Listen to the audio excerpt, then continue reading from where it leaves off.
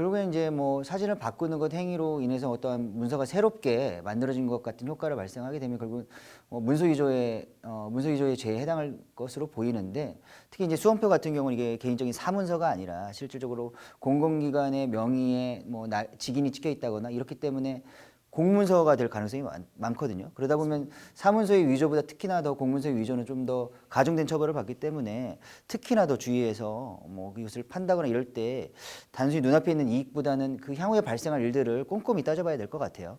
네, 뭐 당장은 이제 수험표를 팔게 되면은 그걸로 인한 이제 경제적 대가에 좀 현혹이 돼서 그런 유인을 좀 느낄 수는 있는데, 말씀하신 것처럼 이제 그 수험표 같은 경우는 결국 위조가 돼서 사용이 될 거기 때문에 공문서 위조죄가 성립할 수가 있고요. 위조 공문서 행사죄가 또 성립될 겁니다. 또 그거가 별개로 이제 결국에 이제 그 할인 혜택 등을 제공하는 회사나 뭐 그런 업체들은 그 수험표, 단순히 수험표를 소지하고 있다는 그 자체에 집착 의미를 두기보다는 이제 수험생 신분, 그걸 통해서 이제 수험생 신분을 확인하고 그런 수험생들에게 이제 할인 혜택을 제공하겠다는 거니까, 수험생이 아님에도 불구하고 수험표를 위조해서 수험생이 그냥 그렇게 할인을 받는다면은 사기죄가 해당할 여지도 있을 것 같습니다. 그래서 각별히 주의를 요하는 부분이죠.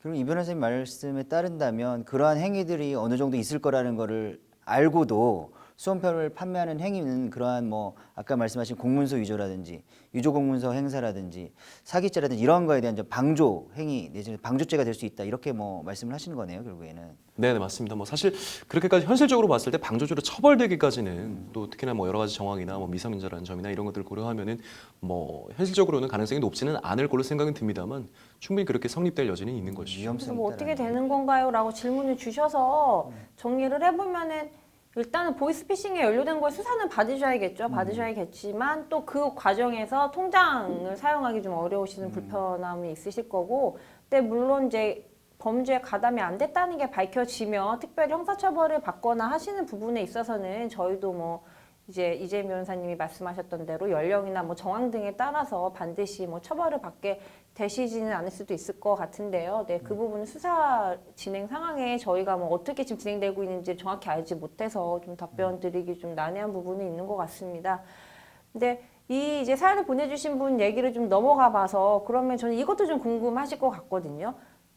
내가 이 업주인데 이 수험표를 보고 난 할인 혜택을 제공했는데 봤더니 아니네. 그러면 내가 이 사람한테 할인해 준 거로에 대한 손해배상 청구가 가능할까라고 좀 궁금해하시는 이런 이제 업주분들 계실 것 같거든요. 결국엔 그 수험표를 위조해 갖고 사용한 사람이 누구인지 정확하게 특정이 되고 그 사람을 찾을 수 있다라면, 일종의 만약에 그 업주 입장에서는 어떠한 이런 할인 혜택 이벤트를 제공하려고 하는 큰 취지가 수험생이라는 고객들을 좀 유치해서 그게 매출에 도움이 되기 위해서 한 거긴 한데, 해당 당사자가 실질적인 수험생이 아니라고 한다면 일종의 좀 기망당해서 이제 정상 가격보다 할인된 가격으로 어떠한 서비스 내지 물건을 판매했다면 그에 대해서 좀 손해배상 청구를 할 수 있지 않을까, 불법행위에 대한 손해배상을 물을 수 있지 않을까, 그렇게 생각이 들어요, 저는. 네, 아까 말씀드린 것처럼 이제 그 할인 혜택을 제공하는 사람의 입장이나 의사를 정확히 이제 따져보자면, 수험생에게, 이번에 이제 수능 시험을 치는 수험생에게 이런 혜택을 실질적으로 제공하고자 한다라는 것이기 때문에,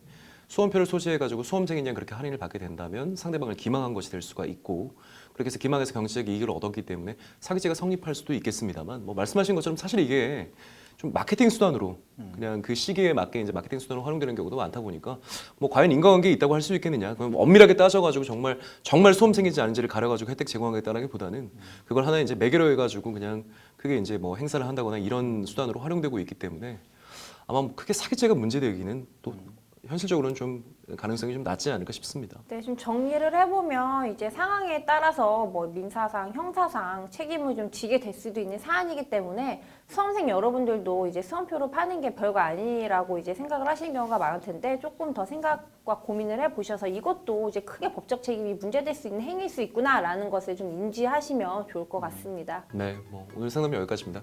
그 법률 고민 있으신 분들 혼자 고민하지 마시고 저희 법률방송 인스타그램 통해서 사연 보내주시면 저희가 방송을 통해서나마 최대한 성심껏 해결을 해드리도록 하겠습니다.